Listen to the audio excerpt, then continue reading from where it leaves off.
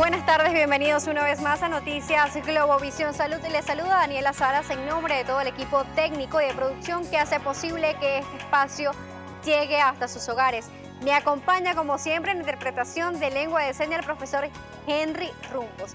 Y el día de hoy vamos a hablar de la apnea del sueño. Para hablar de estos temas ya me encuentra acá en el estudio con nosotros el doctor Hernán Cortés, vicepresidente de la Asociación Venezolana de Rinología y otorrinolaringólogo. Bienvenido. Muchas gracias. Primero nos gustaría empezar a definir qué es la apnea del sueño para que las personas que nos están viendo en este momento y puedan tener esta patología sepa de qué se trata. Bueno, como dice el nombre, apnea no es más que una pausa. Apnea del sueño es una pausa ventilatoria, respiratoria durante el sueño, que tiene que tener por lo menos 10 segundos.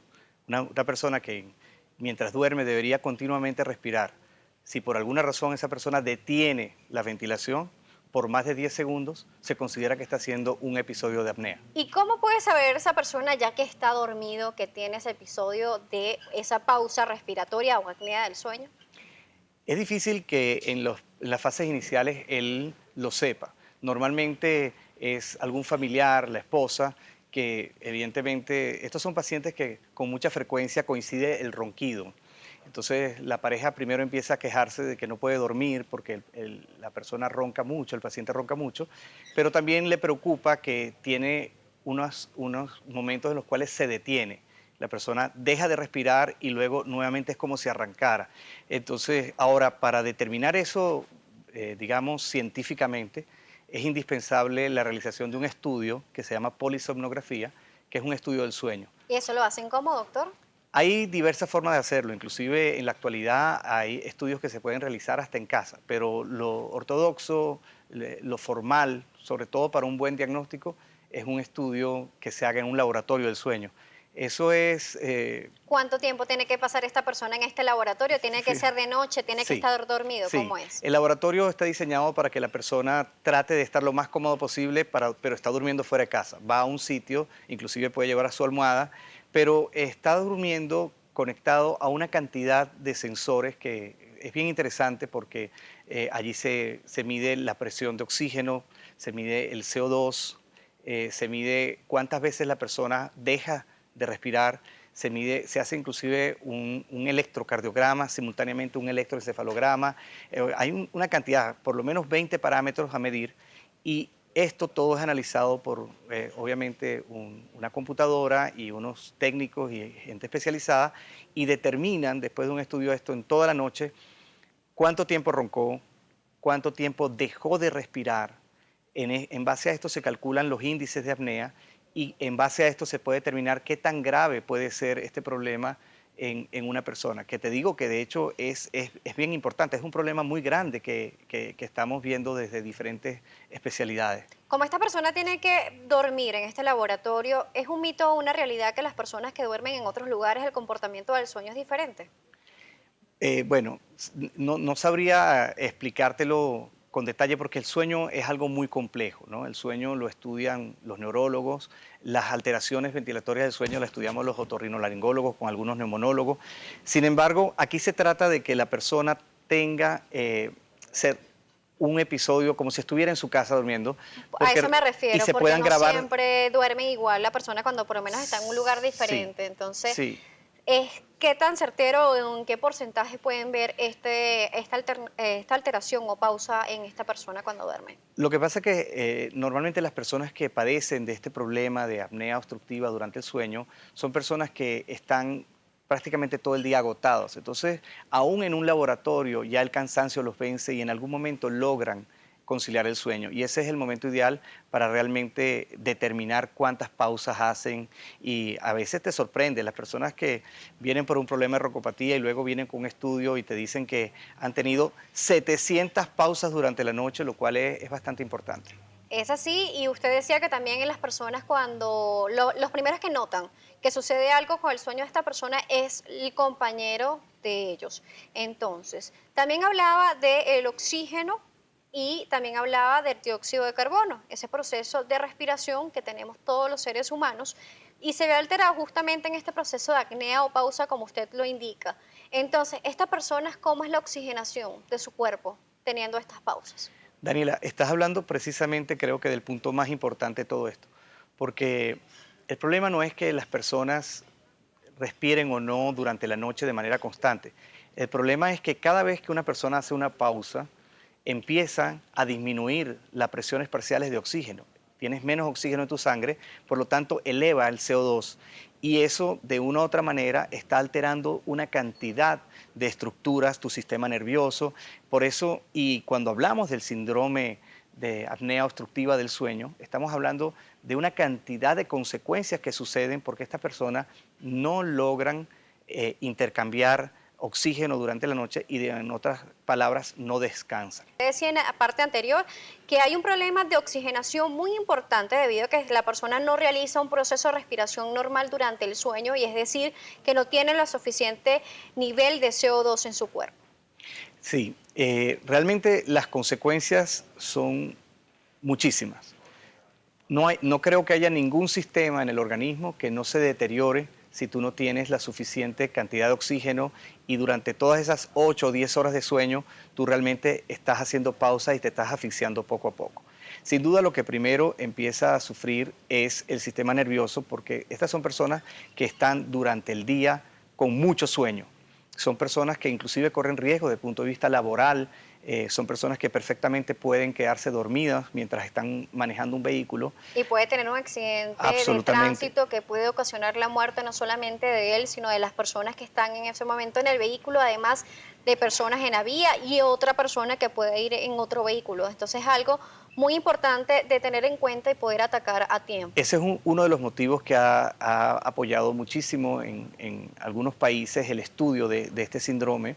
Y como te decía, la persona evidentemente, si está cansado durante el día, se queda dormido, en la noche no puede descansar porque no intercambia oxígeno. Duerme, pero no descansa. Duermen, pero no descansa. Exactamente es así. Sin embargo, estas son personas que se ponen irritables, pierden ese apetito por la vida, son personas que empiezan a ser un poco, discuten, y tú cuando los interrogas Son personas como paciente. irritables. Sí, y la verdad es que muchos de estos pacientes que acuden a consulta con su esposa o con su pareja y ellos te expresan y inclusive la esposa te da la razón y te dice, sí, ya él no es el mismo, ya él está cansado todo el día, a él no le interesa nada. Entonces la incidencia se puede decir que es mayor en hombres que en mujeres. ¿Cómo es el comportamiento de la apnea del sueño Sí, en cada uno de los sí, sexos?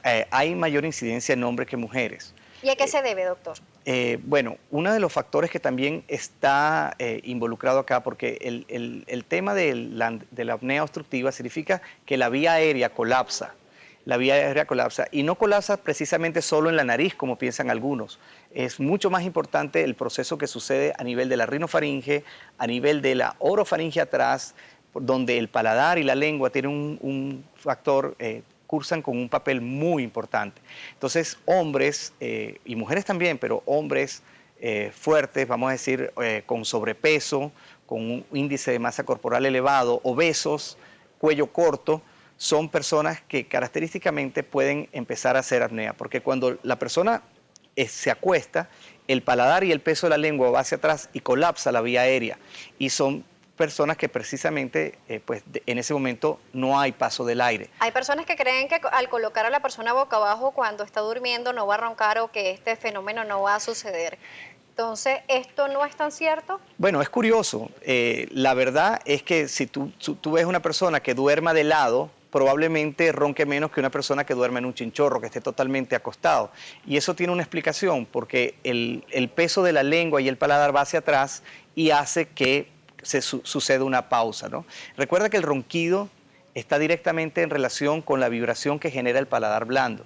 Y hay algunas posiciones en las cuales tú pudieras evitar. Sin duda, estos pacientes tratan de dormir nunca boca arriba porque se ahogan inmediatamente. Tratan de dormir o en alguna posición hacia abajo para que la lengua y la mandíbula, vamos a decir, se adelanten y no puedan trancar el paso del aire.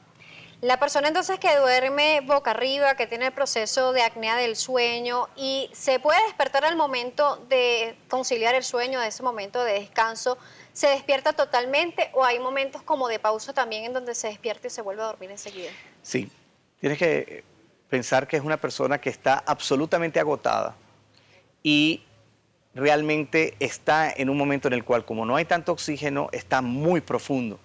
Sin embargo, esos mismos niveles bajos de oxígeno, altos de CO2, generan una alarma en el organismo a nivel de los centros respiratorios y son quienes despiertan al paciente y él del cansancio respira un poco, oxigena y vuelve a caer dormido. Esa es la verdad y es una verdad muy triste lo que está sucediendo con todos estos pacientes. Entonces, usted aclara que no solamente tiene que ver con el proceso respiratorio en la nariz, que es el principal órgano o el sentido que hace la respiración principalmente. Las personas que tienen recrecimiento de los cornetes, que tienen algún tipo de desviación o atrofia en el tabique, ¿tiene algún tipo o tiene mayor probabilidad de sufrir de apnea del sueño o no necesariamente? Sí. Bueno, realmente es una vía respiratoria y cualquier punto en esa vía que esté obstruido va a ser proclive a que haya apnea. No creo que la nariz sea el punto más importante. Lo que pasa es que es donde nos damos cuenta nosotros, vamos a decir, en el tiempo, más rápidamente. Sin embargo, la apnea del sueño está muy relacionada con la lengua, el paladar y la rinofaringe. Sin duda, si una persona no tiene una buena respiración nasal, tiene el tabique desviado, tiene unos cornetes muy grandes, tiene pólipos nasales, sin duda que el problema va a estar mucho más grave para él. Entonces también una de las recomendaciones principales, a pesar de que no sea de la rama de la otorrinolaringología, podría ser ese llamado de atención para controlar el peso, para tener un peso más adecuado. Absolutamente. De hecho, este es un problema que tiene que ser tratado por múltiples especialidades. No solo el endocrinólogo con el tema de la diabetes, el sobrepeso, no solo el neumonólogo con los problemas, porque como te decía un principio, esto tiene consecuencias en todos los sistemas. Esto genera hipertensión, esto genera problemas pulmonares, esto genera problemas en el sistema nervioso, esto genera una cantidad, todos los sistemas se ven afectados, por lo tanto, cualquier paciente debería ser visto en equipo. Esos tratamientos necesarios para combatir esta patología respiratoria. Bueno, hay una cantidad de tratamientos que están propuestos para esto dependiendo del área que esté afectada, ¿no? Hay cirugía del sueño, suena un poquito extraño, pero la cirugía del sueño, que precisamente esta semana hemos estado muy activos aquí en Caracas con el primer curso venezolano de las alteraciones y cirugía del sueño, organizado por la Sociedad Venezolana de Rinología y Cirugía Facial. Y tuvimos pues una semana ardua donde hemos estado inclusive con invitados internacionales hablando de estas posibles opciones. El tratamiento de la apnea se basa en tratar de buscar que esa vía aérea esté permeable. Si el problema está en la nariz, la cirugía nasal está indicada. Si el problema está por flacidez del paladar, hay una cantidad de procedimientos sobre el paladar, uvulopalatoplastia, inclusive hay una cantidad de implantes que se colocan sobre el paladar para darle un poquito más de tensión. Hay procedimientos sobre la base de la lengua y hay procedimientos inclusive sobre los maxilares para tratar de adelantar el maxilar y buscar que esa lengua no caiga hacia la parte de atrás de la faringe y se tranque. Por supuesto, está un tratamiento que hay que mencionarlo cuando se habla de apnea y son estos dispositivos de presión, los Que famosos son las CPAP. máscaras que se utilizan normalmente Sí. cuando la persona está durmiendo. Sin duda, es un tratamiento que probablemente uno trata de dejarlo hacia el final, pero muchos de los pacientes van a encontrar su solución probablemente con alguno de estos dispositivos. Pero este dispositivo, el último que usted nombra, es uno de los dispositivos de repente un poco más incómodo de repente para la persona cuando se está adaptando a este procedimiento de dormir con este dispositivo que le va a ayudar a respirar. Pero ¿cómo hace la persona que duerme con él para adaptarse también? Porque es un procedimiento también que va aunado a la pareja.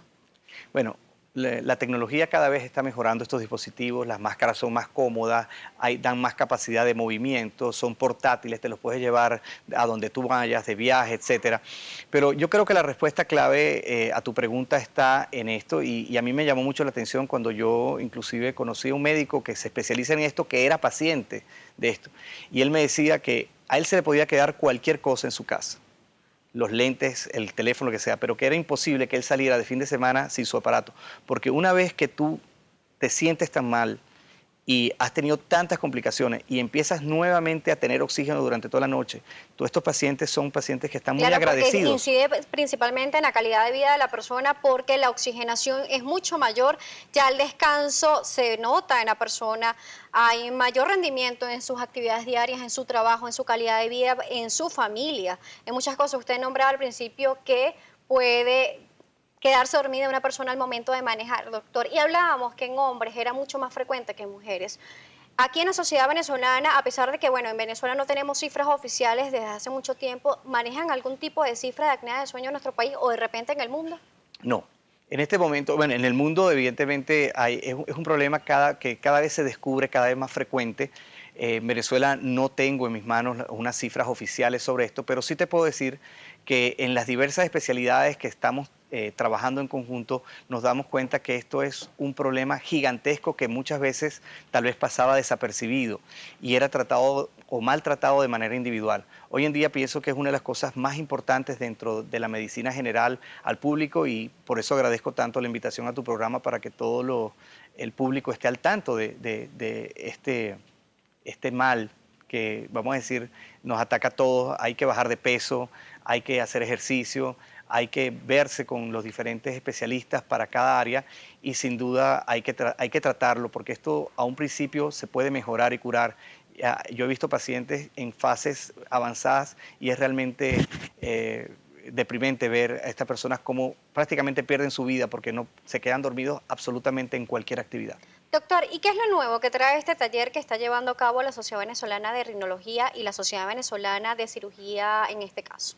Bueno, esta semana trajimos, fueron 3 invitados de lujo aquí a Caracas, un venezolano, el doctor Peter Batista, que ya tiene muchos años ejerciendo en España, el presidente de la Federación y de la Sociedad Médica y Otorrinolaringológica de México, FESORMEX, el doctor Rodolfo Lugo, que creo que es una autoridad en todo lo que tiene que ver con el sueño, y el doctor Valderrama de Colombia. Ellos 3 nos nutrieron durante esta semana de todos esos procedimientos en relación a la lengua, todos esos procedimientos, inclusive diagnósticos, porque se pone a dormir a la persona y se mete una cámara por su nariz y se logra ver dónde colapsa la vía. Algo bien interesante vimos esta semana aquí en Caracas. Y estamos avanzando en la tecnología, como usted bien lo decía anteriormente, tanto en los procedimientos para los tratamientos como en este caso poder verificar cuáles son las malformaciones o las irregularidades que hay en nuestro sistema respiratorio que no solamente puede acarrear la apnea del sueño, sino otras complicaciones respiratorias.